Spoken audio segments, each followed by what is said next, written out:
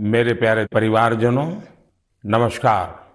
मन की बात के एक और एपिसोड में मुझे आप सभी के साथ देश की सफलता को, देशवासियों की सफलता को, उनकी इंस्पायरिंग लाइफ जर्नी को आपसे साझा करने का अवसर मिला है। इन दिनों सबसे ज्यादा पत्र, संदेश जो मुझे मिले हैं, वो दो विषयों पर बहुत अधिक है। पहला विषय है चंद्रयान-3 की सफल लैंडिंग और दूसरा विषय है दिल्ली में G20 का सफल आयोजन। देश के हर हिस्से से, समाज के हर वर्ग से, हर उम्र के लोगों के मुझे अनगिनत पत्र मिले हैं। जब चंद्रयान-3 का लैंडर चंद्रमा पर उतरने वाला था, तब करोड़ों लोग अलग अलग माध्यमों के जरिए एक साथ इस घटना के पल पल के साक्षी बन रहे थे। इसरो के YouTube लाइव चैनल पर 80 लाख से ज्यादा लोगों ने इस घटना को देखा। अपने आप में ही एक रिकॉर्ड है। इससे पता चलता है कि चंद्रयान-3 से करोड़ों भारतीयों का कितना गहरा लगाव है। चंद्रयान की इस सफलता पर देश में इन दिनों एक बहुत ही शानदार क्विज कंपटीशन भी चल रहा है, प्रश्न स्पर्धा, और उसे नाम दिया गया है चंद्रयान-3 महाक्विज। माय गॉव पोर्टल पर हो रहे इस कंपटीशन में अब तक 15 लाख से ज्यादा लोग हिस्सा ले चुके हैं। माय गॉव की शुरुआत के बाद यह किसी भी क्विज में सबसे बड़ा पार्टिसिपेशन है। मैं तो आपसे भी कहूंगा कि अगर आपने अब तक इसमें हिस्सा नहीं लिया है, तो अब देर मत करिए। अभी इसमें 6 दिन और बचे हैं। इस क्विज में जरूर हिस्सा लीजिए। मेरे परिवारजनों, चंद्रयान-3 की सफलता के बाद G20 के शानदार आयोजन ने हर भारतीय की खुशी को दोगुना कर दिया। भारत मंडपम तो अपने आप में एक सेलिब्रिटी की तरह हो गया है। लोग उसके साथ सेल्फी खिंचा रहे हैं और गर्व से पोस्ट भी कर रहे हैं। भारत ने इस समिट में अफ्रीकन यूनियन को G20 में फुल मेंबर बनाकर अपने नेतृत्व का लोहा मनवाया है। आपको ध्यान होगा, जब भारत बहुत समृद्ध था, उस जमाने में हमारे देश में और दुनिया में सिल्क रूट की बहुत चर्चा होती थी। ये सिल्क रूट व्यापार कारोबार का बहुत बड़ा माध्यम था। अब आधुनिक जमाने में भारत ने एक और इकोनॉमिक कॉरिडोर G20 में सुझाया है। ये है India middle east Europe economic corridor. ये कॉरिडोर आने वाले सैकड़ों वर्षों तक विश्व व्यापार का आधार बनने जा रहा है। और इतिहास इस बात को हमेशा याद रखेगा कि इस कॉरिडोर का सूत्रपात भारत की धरती पर हुआ था।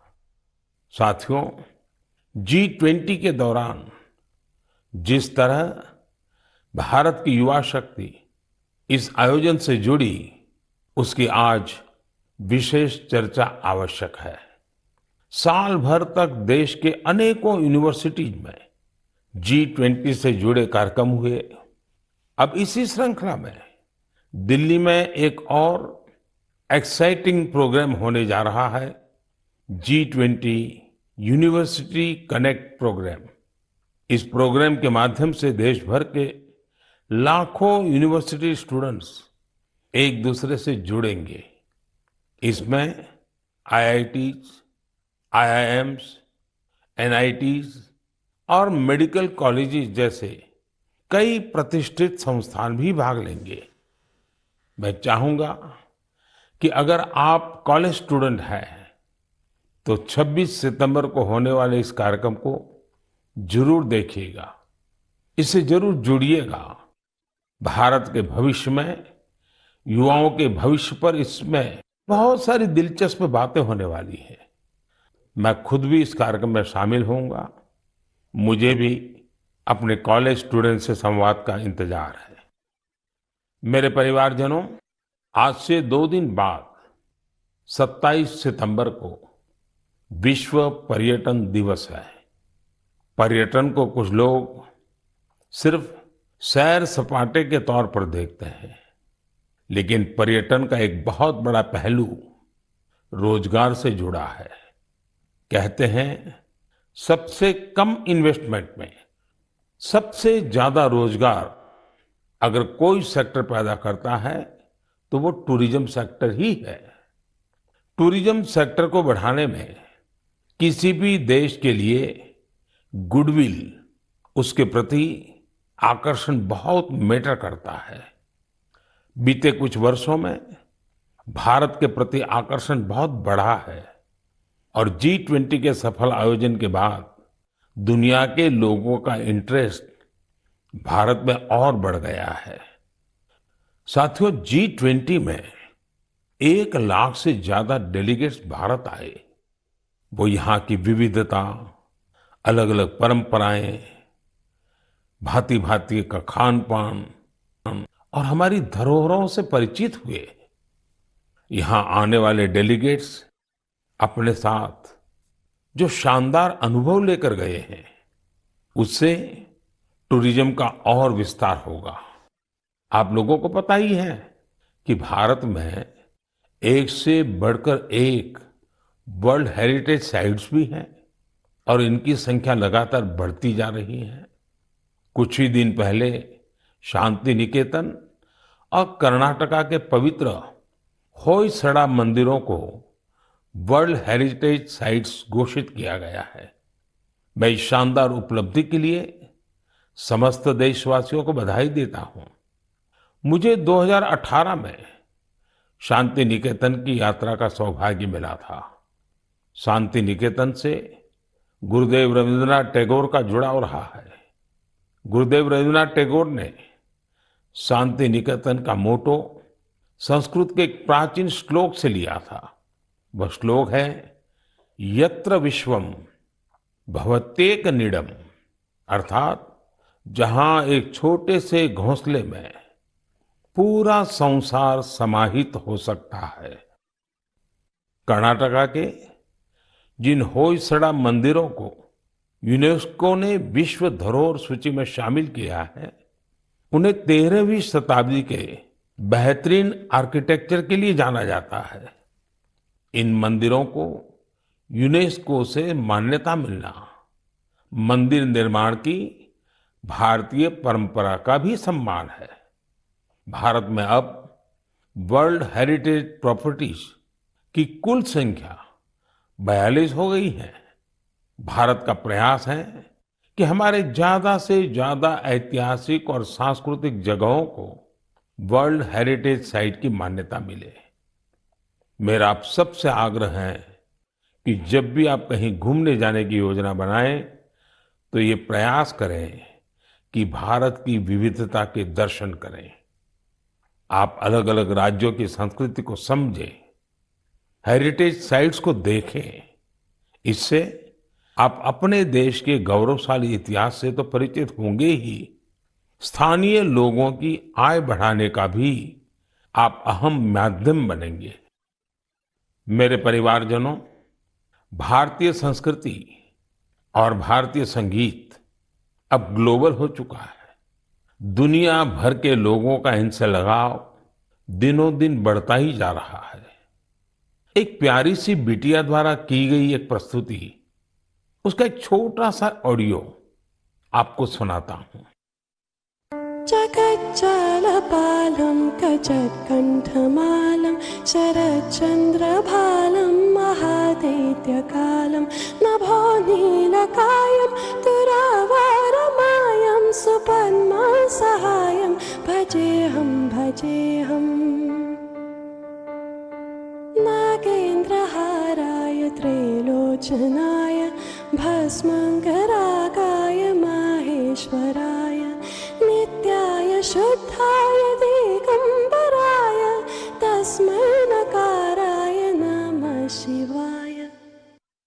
इससे सुनकर आप भी हैरान हो गए ना, कितनी मधुर आवाज है और हर शब्द में जो भाव झलकते हैं, ईश्वर के प्रति उनका लगाव हम अनुभव कर सकते हैं। अगर मैं ये बताऊं कि सुरीली आवाज जर्मनी की एक बेटी की है, तो शायद आप और अधिक हैरान होंगे। इस बिटिया का नाम कैसमी है। 21 साल की कैसमी इन दिनों इंस्टाग्राम पर खूब छाई हुई है। जर्मनी की रहने वाली कैसमी कभी भारत नहीं आई है, लेकिन वो भारतीय संगीत की दीवानी है, जिसने कभी भारत को देखा तक नहीं। उसकी भारतीय संगीत में ये रुचि बहुत ही इंस्पायरिंग है। कैसमी जन्म से ही देख नहीं पाती है, लेकिन ये मुश्किल चुनौती उन्हें असाधारण उपलब्धियों से रोक नहीं पाई। म्यूजिक और क्रिएटिविटी को लेकर उनका पैशन कुछ ऐसा था कि बचपन से ही उन्होंने गाना शुरू कर दिया। अफ्रीकन ड्रमिंग की शुरुआत तो उन्होंने महज 3 साल की उम्र में ही कर दी थी। भारतीय संगीत से उनका परिचय 5-6 साल पहले ही हुआ। भारत के संगीत ने उनको इतना मोह लिया, इतना मोह लिया कि उसमें पूरी तरह से रम गई। उन्होंने तबला बजाना भी सीखा है। सबसे इंस्पायरिंग बात तो यह है कि वे कई सारी भारतीय भाषाओं में गाने में महारत हासिल कर चुकी है।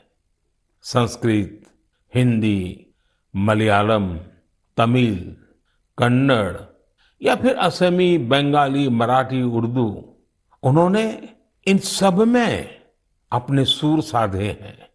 आप कल्पना कर सकते हैं, किसी को दूसरी अनजान भाषा की 2-3 लाइनें बोलनी पड़ जाएं तो कितनी मुश्किल आती है। लेकिन कैसमी के लिए जैसे बाएं हाथ का खेल है। आप सभी के लिए मैं यहाँ कन्नड़ा में गाए उनके एक गीत को शेयर कर रहा हूँ। ನಮ್ಮ ವಚನ ಬಹುವಚನ ನುಡಿರು ಕನ್ನಡ ನಡೆಯಿರೋ ಕನ್ನಡ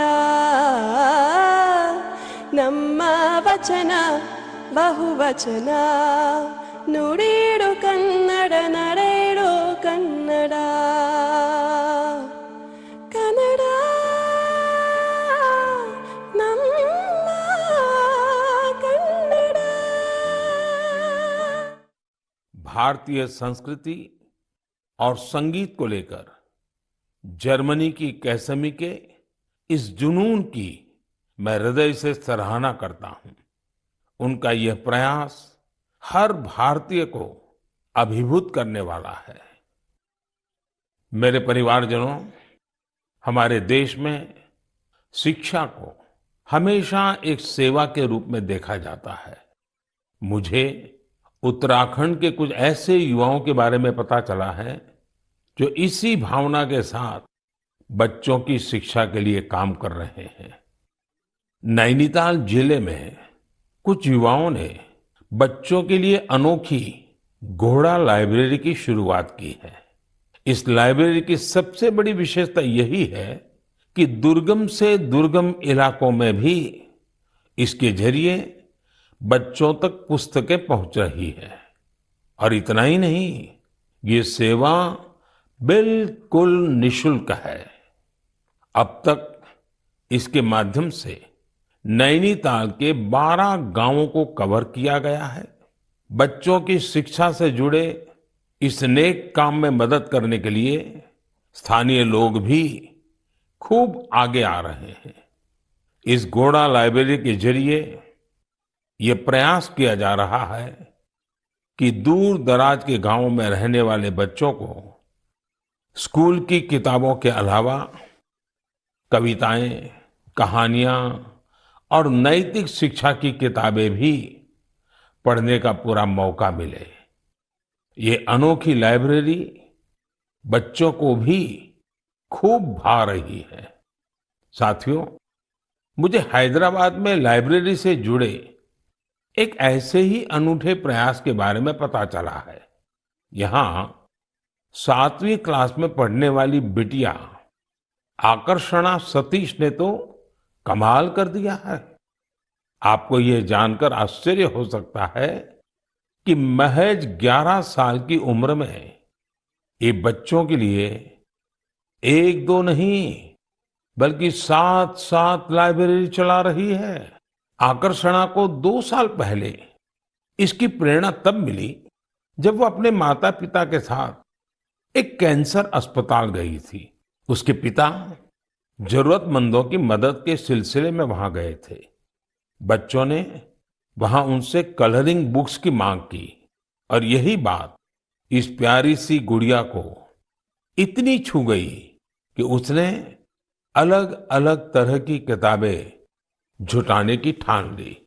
उसने अपने आस पड़ोस के घरों, रिश्तेदारों और साथियों से किताबें इकट्ठा करना शुरू कर दिया।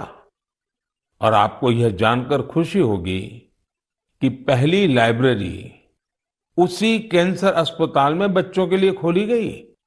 जरूरतमंद बच्चों के लिए अलग अलग जगहों पर इस बिटिया ने अब तक जो 7 लाइब्रेरी खोली है, उनमें अब करीब 6000 किताबें उपलब्ध हैं।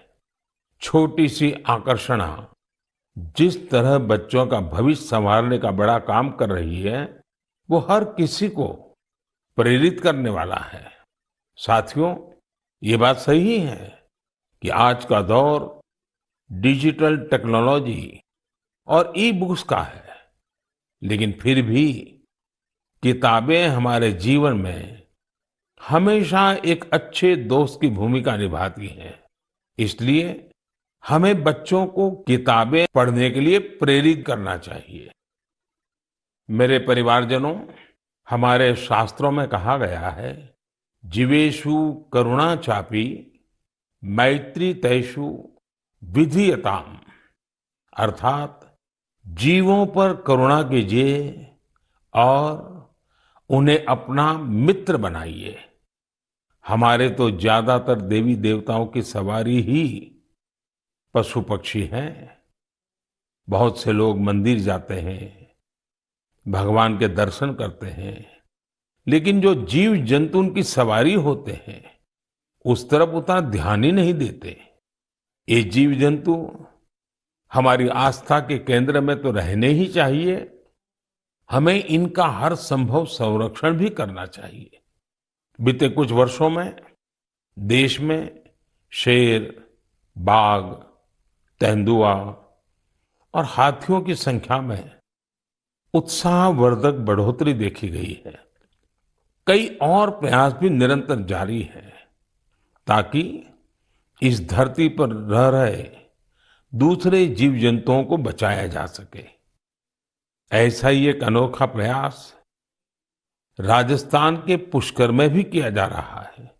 यहाँ सुखदेव भट्ट जी और उनकी टीम मिलकर वन्य जीवों को बचाने में जुटे हैं।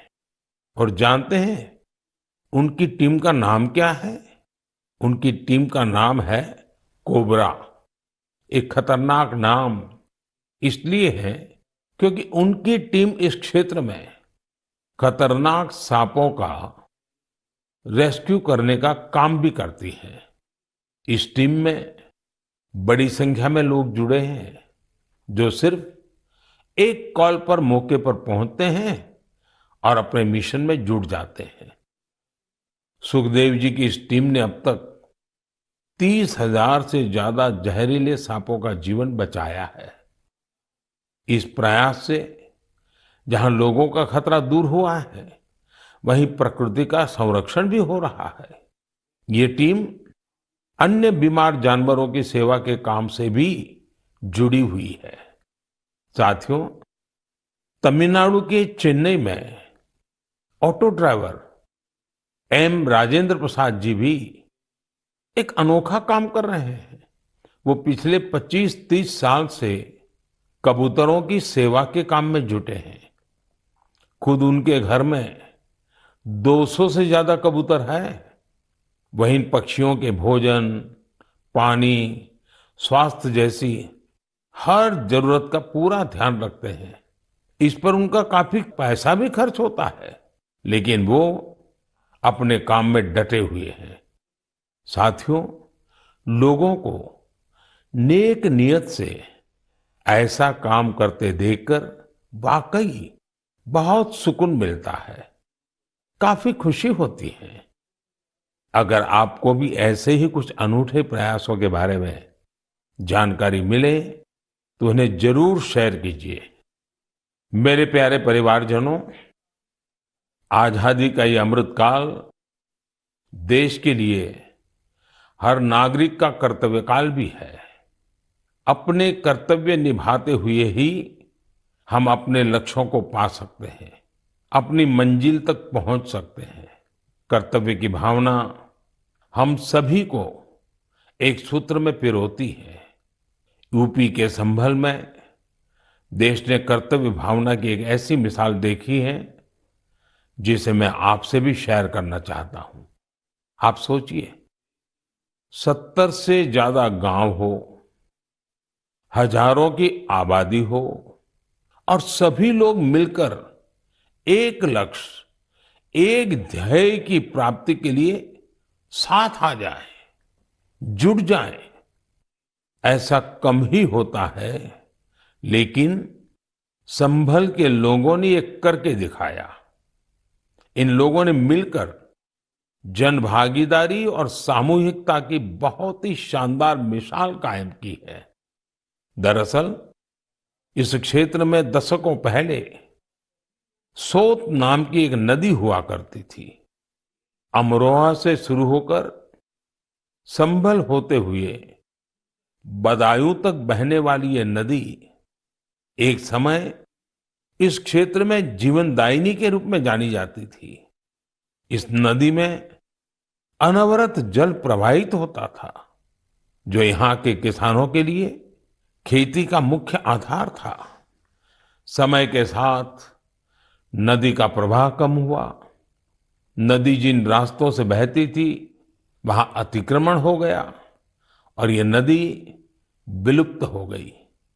नदी को मां मानने वाले हमारे देश में संभल के लोगों ने इस सोत नदी को भी पुनर्जीवित करने का संकल्प ले लिया। पिछले साल दिसंबर में सोत नदी के कायाकल्प का काम 70 से ज्यादा ग्राम पंचायतों ने मिलकर शुरू किया। ग्राम पंचायतों के लोगों ने सरकारी विभागों को भी अपने साथ लिया। आपको ये जानकर खुशी होगी कि साल के पहले 6 महीने में ही ये लोग नदी के 100 किलोमीटर से ज्यादा रास्ते का पुनरुद्धार कर चुके थे। जब बारिश का मौसम शुरू हुआ तो यहाँ के लोगों की मेहनत रंग लाई और सोत नदी पानी से लबालब भर गई। यहाँ के किसानों के लिए खुशी का एक बड़ा मौका बनकर आया है। लोगों ने नदी के किनारे बांस के 10,000 से भी अधिक पौधे भी लगाए हैं ताकि इसके किनारे पूरी तरह सुरक्षित रहें। नदी के पानी में 30,000 से अधिक गंबूसिया मछलियों को भी छोड़ा गया है ताकि मच्छर न पनपे। साथियों, सोत नदी का उदाहरण हमें बताता है कि अगर हम ठान लें तो बड़ी से बड़ी चुनौतियों को पार कर एक बड़ा बदलाव ला सकते हैं। आप भी कर्तव्य पथ पर चलते हुए अपने आसपास ऐसे बहुत से बदलावों का माध्यम बन सकते हैं। मेरे परिवारजनों, जब इरादे अटल हों और कुछ सीखने की लगन हो तो कोई काम मुश्किल नहीं रह जाता है। पश्चिम बंगाल की श्रीमती शकुंतला सरदार ने इस बात को बिल्कुल सही साबित करके दिखाया है। आज वो कई दूसरी महिलाओं के लिए प्रेरणा बन गई है। शकुंतला जी जंगल महल के शातनाला गांव की रहने वाली है। लंबे समय तक उनका परिवार हर रोज मजदूरी करके अपना पेट पालता था। उनके परिवार के लिए गुजर बसर भी मुश्किल थी। फिर उन्होंने एक नए रास्ते पर चलने का फैसला किया और सफलता हासिल कर सबको हैरान कर दिया। आप ये जरूर जानना चाहेंगे कि उन्होंने ये कमाल कैसे किया। इसका जवाब है एक सिलाई मशीन। एक सिलाई मशीन के जरिए उन्होंने साल की पत्तियों पर खूबसूरत डिजाइन बनाना शुरू किया। उनके इस हुनर ने पूरे परिवार का जीवन बदल दिया। उनके बनाए इस अद्भुत क्राफ्ट की मांग लगातार बढ़ती जा रही है। शकुंतला जी के इस हुनर ने न सिर्फ उनका बल्कि साल की पत्तियों को जमा करने वाले कई लोगों का जीवन भी बदल दिया है। अब वो कई महिलाओं को ट्रेनिंग देने का भी काम कर रही है। आप कल्पना कर सकते हैं, एक परिवार जो कभी मजदूरी पर निर्भर था, अब खुद दूसरों को रोजगार के लिए प्रेरित कर रहा है। उन्होंने रोज की मजदूरी पर निर्भर रहने वाले अपने परिवार को अपने पैरों पर खड़ा कर दिया है। इससे उनके परिवार को अन्य चीजों पर भी फोकस करने का अवसर मिला है। एक बात और हुई है, जैसे ही शकुंतला जी की स्थिति कुछ ठीक हुई, उन्होंने बचत करना भी शुरू कर दिया है। अब वो जीवन बीमा योजनाओं में निवेश करने लगी है ताकि उनके बच्चों का भविष्य भी उज्जवल हो। शकुंतला जी के जज्बे के लिए उनकी जितनी सराहना की जाए वो कम है। भारत के लोग ऐसी ही प्रतिभा से भरे होते हैं। आप उन्हें अवसर दीजिए और देखिए वे क्या क्या कमाल कर दिखाते हैं। मेरे परिवारजनों, दिल्ली में G20 समिट के दौरान उस दृश्य को भला कौन भूल सकता है, जब कई वर्ल्ड लीडर्स बापू को श्रद्धा सुमन अर्पित करने एक साथ राजघाट पहुंचे। यह इस बात का एक बड़ा प्रमाण है कि दुनिया भर में बापू के विचार आज भी कितने प्रासंगिक है। मुझे इस बात की भी खुशी है कि गांधी जयंती को लेकर पूरे देश में स्वच्छता से संबंधित बहुत सारे कार्यक्रमों का प्लान किया गया है। केंद्र सरकार के सभी कार्यालयों में स्वच्छता ही सेवा अभियान काफी जोर शोर से जारी है। इंडियन स्वच्छता लीग में भी काफी अच्छी भागीदारी देखी जा रही है। आज मैं मन की बात के माध्यम से सभी देशवासियों से एक आग्रह भी करना चाहता हूं। 1 अक्टूबर यानी रविवार को सुबह 10 बजे स्वच्छता पर एक बड़ा आयोजन होने जा रहा है। आप भी अपना वक्त निकालकर स्वच्छता से जुड़े इस अभियान में अपना हाथ बटाएं। आप अपनी गली, आस पड़ोस, पार्क, नदी, सरोवर या फिर किसी दूसरे सार्वजनिक स्थल पर इस स्वच्छता अभियान से जुड़ सकते हैं। और जहां जहां अमृत सरोवर बने हैं, वहां तो स्वच्छता अवश्य करनी है। स्वच्छता की ये कार्यांजलि ही गांधी जी को सच्ची श्रद्धांजलि होगी। मैं आपको फिर से याद दिलाना चाहूंगा कि इस गांधी जयंती के अवसर पर खादी का कोई न कोई प्रोडक्ट जरूर खरीदें। मेरे परिवारजनों, हमारे देश में त्योहारों का सीजन भी शुरू हो चुका है। आप सभी के घर में भी कुछ नया खरीदने की योजना बन रही होगी। कोई इस इंतजार में होगा कि नवरात्र के समय वो अपना शुभ काम शुरू करेगा। उमंग, उत्साह के इस वातावरण में आप वोकल फॉर लोकल का मंत्र भी जरूर याद रखें। जहां तक संभव हो, आप भारत में बने सामानों की खरीदारी करें, भारतीय प्रोडक्ट का उपयोग करें और मेड इन इंडिया सामान का ही उपहार दें। आपकी छोटी सी खुशी किसी दूसरे के परिवार की बहुत बड़ी खुशी का कारण बनेगी। आप जो भारतीय सामान खरीदेंगे, उसका सीधा फायदा हमारे श्रमिकों, कामगारों, शिल्पकारों और अन्य विश्वकर्मा भाई बहनों को मिलेगा। आजकल तो बहुत सारे स्टार्टअप्स भी स्थानीय प्रोडक्ट्स को बढ़ावा दे रहे हैं। आप स्थानीय चीजें खरीदेंगे तो स्टार्टअप्स के इन युवाओं को भी फायदा होगा। मेरे प्यारे परिवारजनों, मन की बात में बस आज इतना ही। अगली बार जब आपसे मन की बात में मिलूंगा तो नवरात्रि और दशहरा बीत चुके होंगे। त्योहारों के इस मौसम में आप भी पूरे उत्साह से हर पर्व मनाएं, आपके परिवार में खुशियां रहे, मेरी यही कामना है। इन पर्वों की आपको बहुत सारी शुभकामनाएं। आपसे फिर मुलाकात होगी और भी नए विषयों के साथ, देशवासियों की नई सफलताओं के साथ। आप अपने संदेश मुझे जरूर भेजते रहिए, अपने अनुभव शेयर करना न भूलें। मैं प्रतीक्षा करूंगा। बहुत बहुत धन्यवाद। नमस्कार। इंडिया टीवी हर वक्त हर जगह डाउनलोड करने के लिए सर्च करें India TV news Google play store या ऐप स्टोर पर।